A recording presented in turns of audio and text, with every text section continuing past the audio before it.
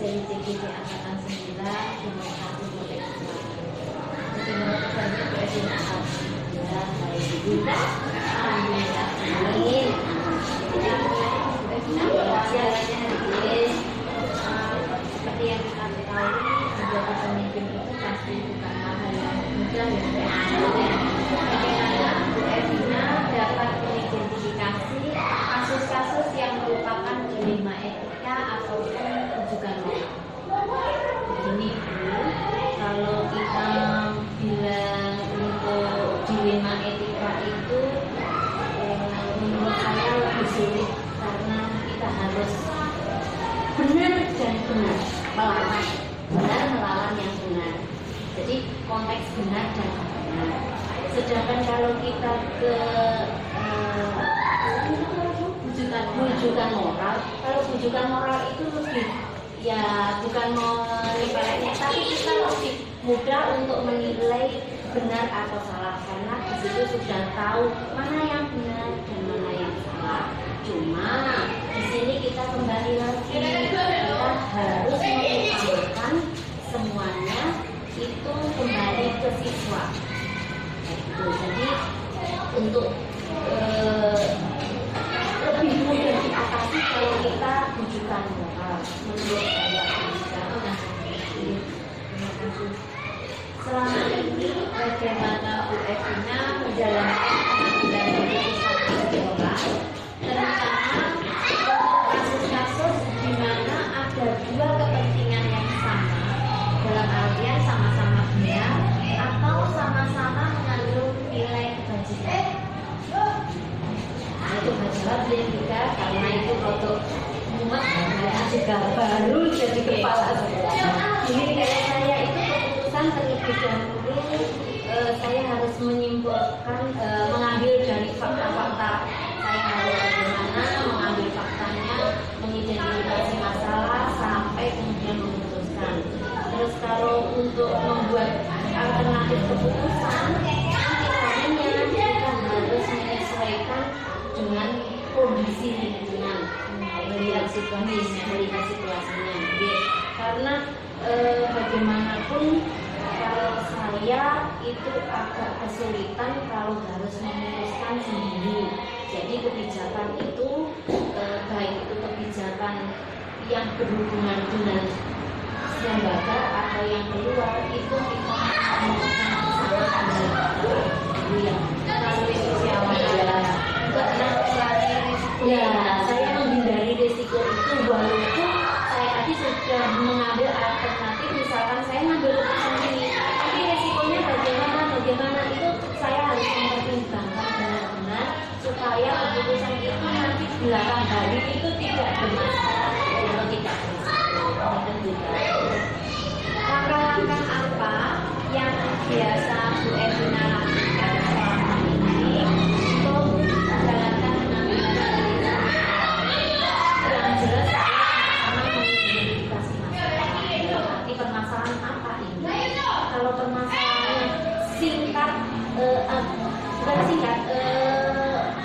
kenakalan anak yang saja hanya cubit-mencubit itu diselesaikan hari itu juga. Tapi kalau sudah berisiko tinggi terhadap mungkin nanti ke depannya anak itu berkelanjutan itu saya harus mengambil keputusan yang bijak di sini bersama Bapak.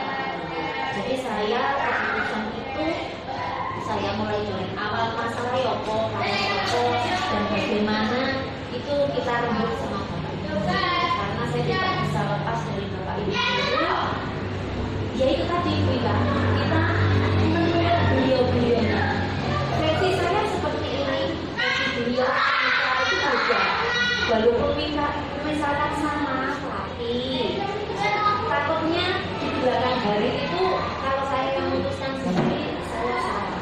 Jadi semua saya libatkan terutama itu kalau di lembaga. Sedangkan kalau untuk yang keluar saya nggak ngobrol dengan Bapak Komite dan Bapak jadi ke depan berarti masyarakat sekitar itu kita lebih dalam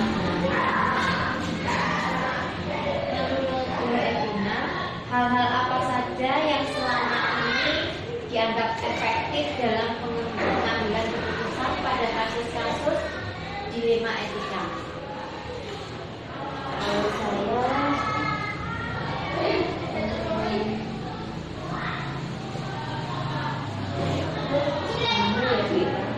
kalau yang itu kasus-kasus yang berhubungan di etika itu kita cenderung kalau kasus tidak benar melawan benar itu kadang-kadang kita akhirnya melayani perasaan. Satu, yang kedua berbasis ya perasaan lah intinya. Oh itu kok piye ya, dan seterusnya pikirnya lebih jauh. Sedangkan itu yang pertama. Yang kedua itu apa namanya, melawan kebijakan. Kalau kita melawan kebijakan itu sudah nggak bisa karena ada ya seperti itu. Apa saja yang selama ini sebuah tantangan bagi Bu Erlina dalam mengambil keputusan pada kasus-kasus dilema etika. Yang jelas ini bertentangannya dengan pihak lain. Pihak lain itu pihak yang mungkin berkepentingan dengan kita. Itu pun mungkin nanti bisanya diselesaikan kalau kita sudah saling berhadapan dan kita menyampaikan apa yang ada. Jadi misalkan saya berpendapat seperti ini, bagaimana nanti di nih akhirnya nilainya kalau tidak kayaknya sangat isi bertentangan karena mau saya dengan maunya bukan berbeda.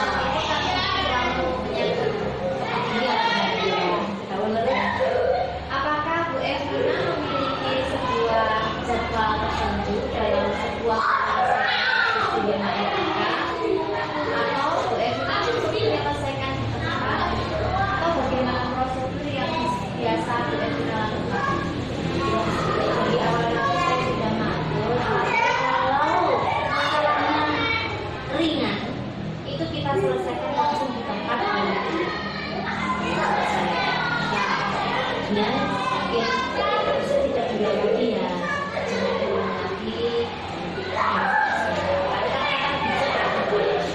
terus kalau untuk yang lebih berat itu saya ya seperti tadi mengidentifikasi masalah, terus merumuskan masalah, mengambil siapa sih kita sampai saya mengambil kesimpulan. Jadi itu bukan hanya saya saja untuk pengambilan itu, tapi saya menggunakan Bapak Ibu guru sama-sama untuk menyelesaikan masalah itu yang sekiranya nanti di depan tidak akan ada risiko-risiko untuk faktor-faktor apa saja yang kita akan mengambil keputusan dalam setiap kasus yang ranahnya dari mereka. Yang pertama yaitu kita harus bersama-sama mengatur untuk menyelesaikan semua apa yang terjadi atau permasalahan yang ada.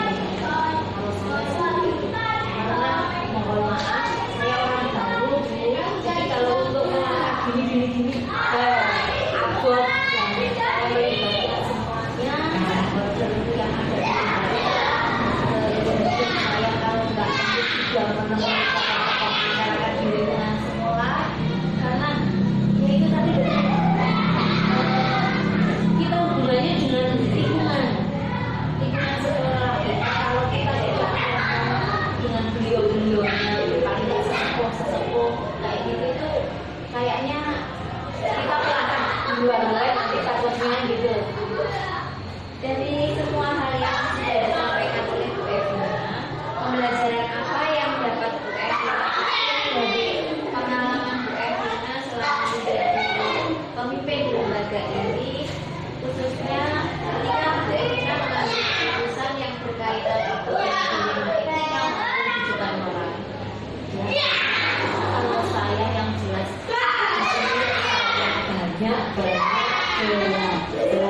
harus karena apa yang kita lakukan itu sudah sesuai menurut kita, tapi belum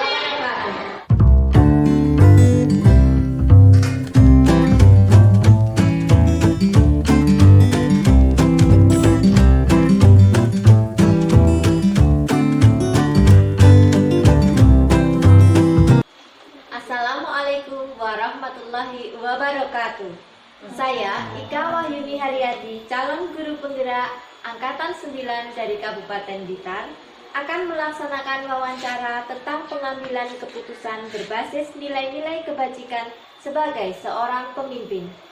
Bersama kita saat ini, Ibu Dwi Sudaryanti SPD SD. Beliau adalah Kepala Sekolah dari UPT SD Negeri Tegalasri 04. Selamat siang, Bu Dwi. Selamat siang, Bunda. Terima kasih atas kesempatan dan waktunya yang diberikan kepada saya untuk melakukan wawancara pada hari ini. Sama-sama. Kita mulai saja ya, Bu Dwi. Bu Dwi, selama ini bagaimana Anda dapat mengidentifikasi kasus-kasus yang merupakan dilema etika atau rujukan moral? Saya di dalam mengidentifikasi kasus-kasus tersebut, yang pertama kali saya lakukan adalah mengamati dulu permasalahan yang terjadi di sekitar saya. Kemudian yang kedua adalah mengumpulkan informasi yang faktual dan menentukan suatu keputusan mengacu berdasarkan peraturan. Begitu.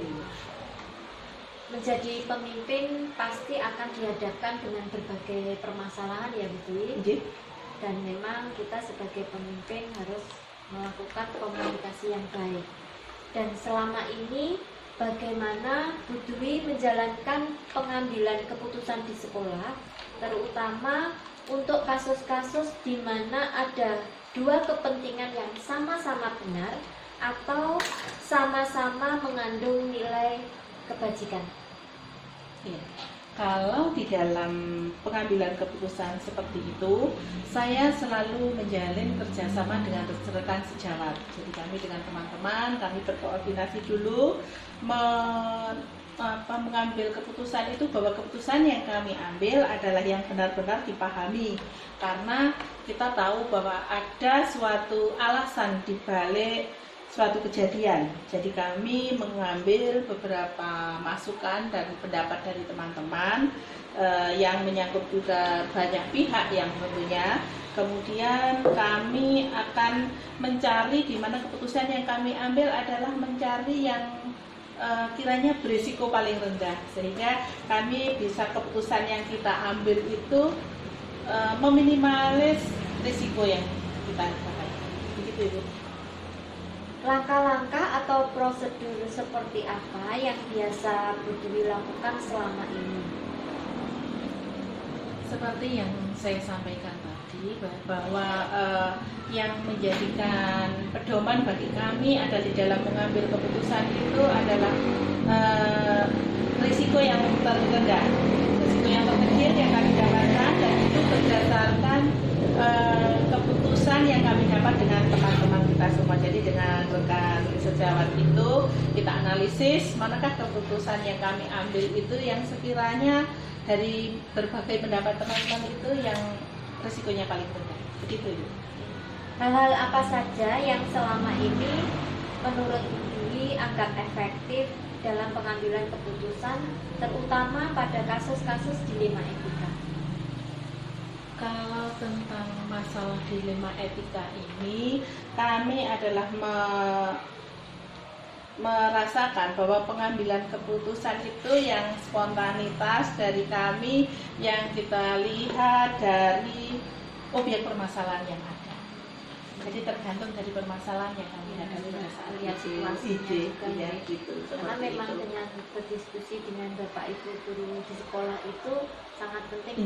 Karena kita kami sebagai kepala sekolah kita tidak mesti terjun langsung, sehingga kadang masukan-masukan itu hadir dari permasalahan yang muncul dari teman-teman guru. Hal-hal apa saja yang selama ini merupakan tantangan dalam pengambilan keputusan pada kasus-kasus dilema etika? Tantangannya pada saat kita menghadapi masalah dilema itu tuh adalah pada orang yang berkepentingan dengan masalah tersebut. Artinya beliaunya yang terkait dengan masalah tersebut itu, menurut saya kita harus bisa meyakinkan orang-orang tersebut akan keputusan yang kita ambil, di mana keputusan yang kita ambil kan sudah kita pertimbangkan seperti yang kami sampaikan tadi, sehingga yang menurut kami yang perlu kita meyakinkan orang yang berkepentingan di dalam pembahasan tersebut. Apakah Bu Dwi memiliki sebuah jadwal, maksud saya jadwal tertentu ketika menyelesaikan kasus dilema etika, atau Bu Dwi menyelesaikan langsung di tempat tanpa menggunakan sebuah jadwal untuk menyelesaikannya, atau bentuk prosedur apa yang Bu Dwi jalankan untuk pengambilan keputusan? Untuk pengambilan keputusan ini menurut saya tidak bisa memberikan waktu sekian harus selesai begitu ya Ibu, karena tergantung dari permasalahannya, objek masalahnya yang bagaimana. Mungkin ketika permasalahan itu tidak terlalu riskan, katakan itu bisa kita omong-omongkan dengan kita bisa selesaikan pada saat itu, insya Allah itu ya kita selesaikan. Tapi sekarangnya itu kita perlu konsultasi atau komunikasi dengan beberapa pihak sehingga tidak bisa kita selesaikan pada saat itu, kita juga butuh waktu untuk itu. Jadi tergantung dari objek permasalahan yang ada. Adakah seseorang atau faktor-faktor lain selama ini mempermudah atau membantu Bu Dwi dalam pengambilan keputusan dalam kasus-kasus dilema etika? Alhamdulillah sekali kami memiliki rekan-rekan guru yang luar biasa, teman-teman guru yang menurut kami sangat mensupport dengan kinerja kami semua di sini, sehingga peran serta dari teman-teman guru adalah sangat berpengaruh dan sangat membantu kami di dalam penyelesaian setiap permasalahan. Dari semua hal yang sudah Bu Dwi sampaikan, pembelajaran apa yang dapat Bu Dwi petik dari pengalaman Bu Dwi selama menjadi kepala sekolah di dalam mengambil keputusan dilema etika? Kita mengenal bahwa pengalaman adalah guru yang terbaik buat kita ya Bu ya. Karena saya di sini adalah dalam proses belajar, di mana dalam belajar itu saya menemui banyak hal. Kadang hal itu juga membuat saya semakin belajar, kadang juga kita juga bingung di dalam menghadapinya. Jadi dengan kejadian-kejadian itu kita akan belajar untuk bagaimana kita memahami suatu permasalahan itu dengan serangkaian kejadian itu, dan bagaimanakah kita menghubungkan dengan teori, karena kita kalau berteori saja itu juga sepertinya kurang pas. Jadi teori itu kita terapkan sesuai dengan situasi yang kita hadapi. Sepertinya seperti itu. Terima kasih banyak Bu Dwi atas waktu dan kesempatannya, dan wawancara kali ini cukup sekian untuk melengkapi tugas kami sebagai CGP Angkatan 9 dalam materi demonstrasi kontekstual. Pengalaman Bu Dwi ketika menjadi kepala sekolah akan menjadi pembelajaran yang berharga juga untuk kami sebagai CGP.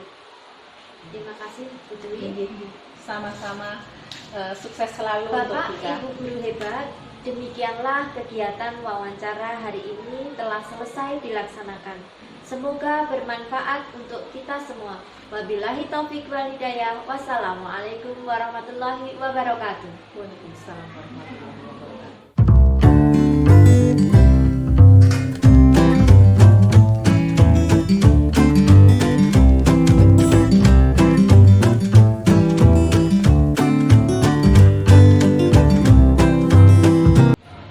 Assalamualaikum warahmatullahi wabarakatuh. Waalaikumsalam. Bapak Ibu guru hebat, hari ini saya Ika Wahyuni Haryadi, calon guru penggerak, akan melaksanakan wawancara tentang pengambilan keputusan berbasis nilai-nilai kebajikan sebagai seorang pemimpin. Bersama kita saat ini Ibu Antik Setia Dewi, SPD SD. Beliau adalah kepala sekolah dari UPT SD Negeri Klemunan 03. Selamat siang Ibu Antik. Selamat siang, Bu Ika. Bagaimana kabarnya hari ini? Alhamdulillah, sehat luar biasa.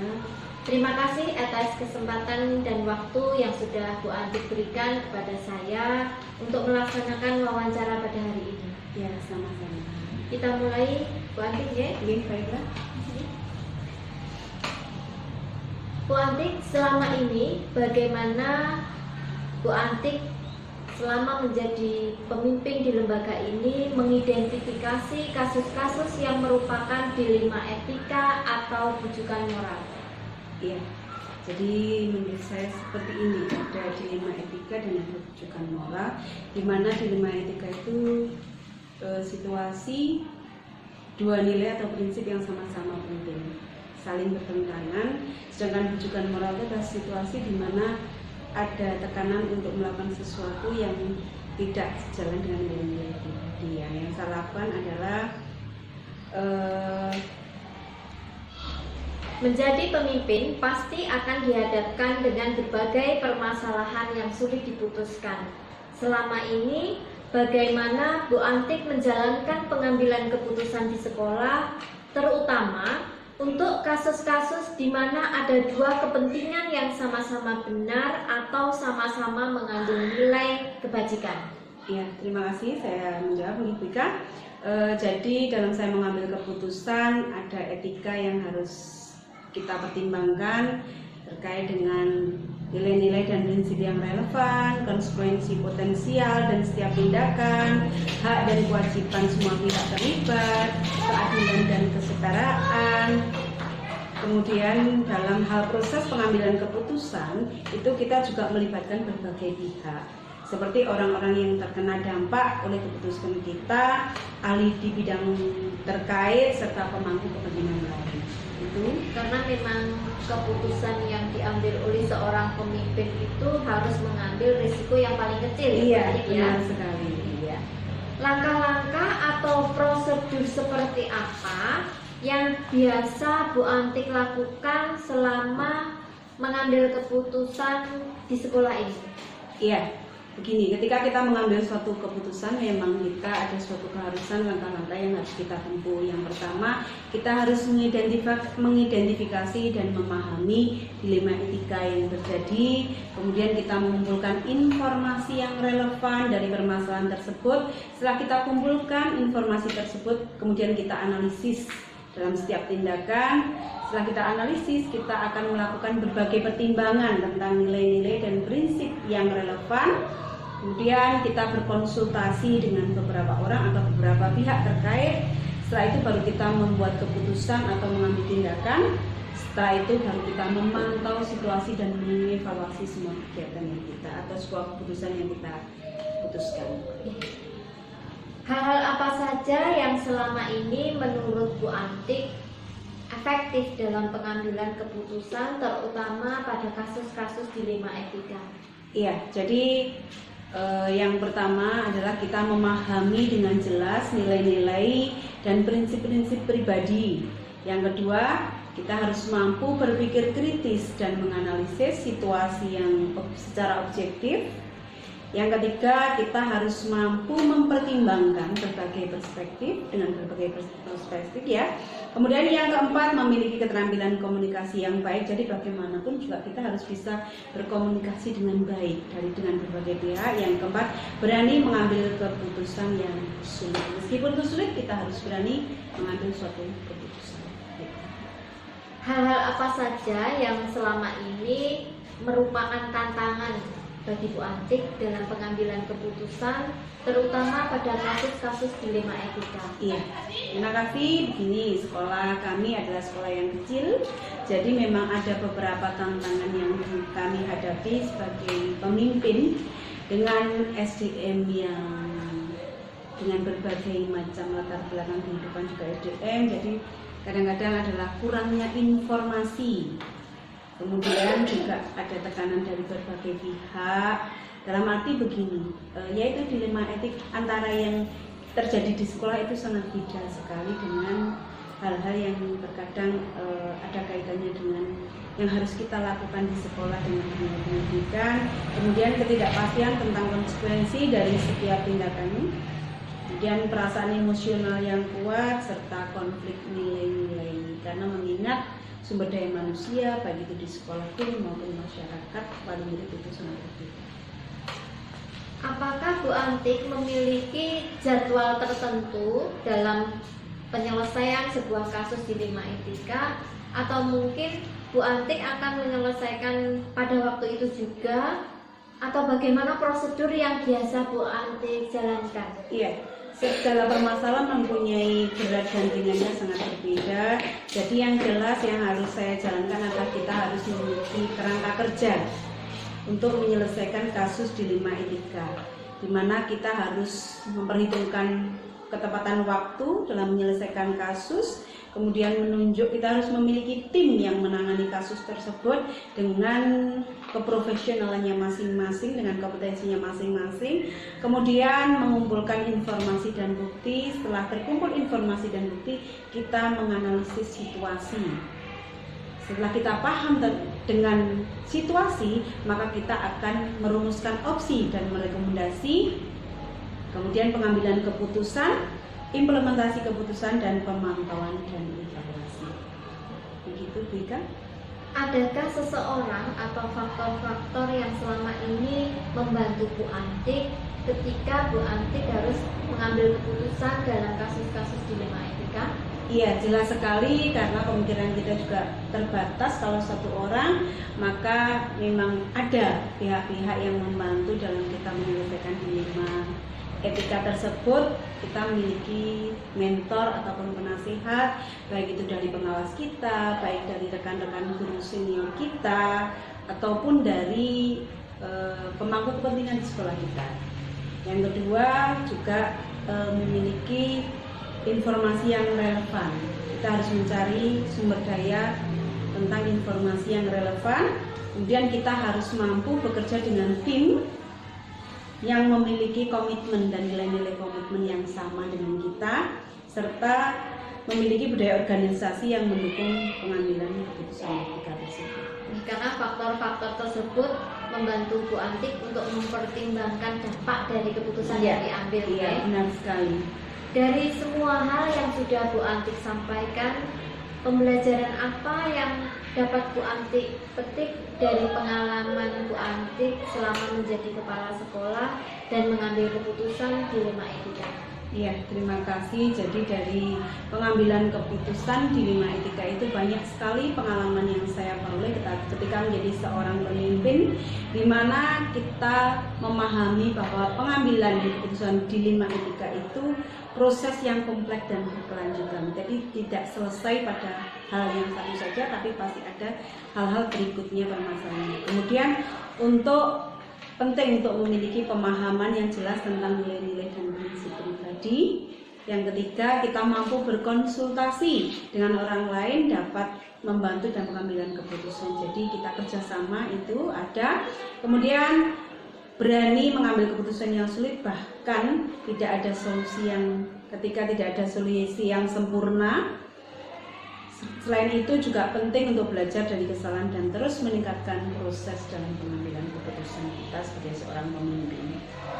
Karena memang pengalaman itu adalah guru yang terbaik ya Bu. Iya, benar sekali. Jadi belajar dari berbagai kejadian dan setiap kasus yang kita hadapi setiap harinya. Iya, seperti slogannya Ki Hajar Dewantoro, dimanapun tempat adalah sekolah dan semua orang adalah guru.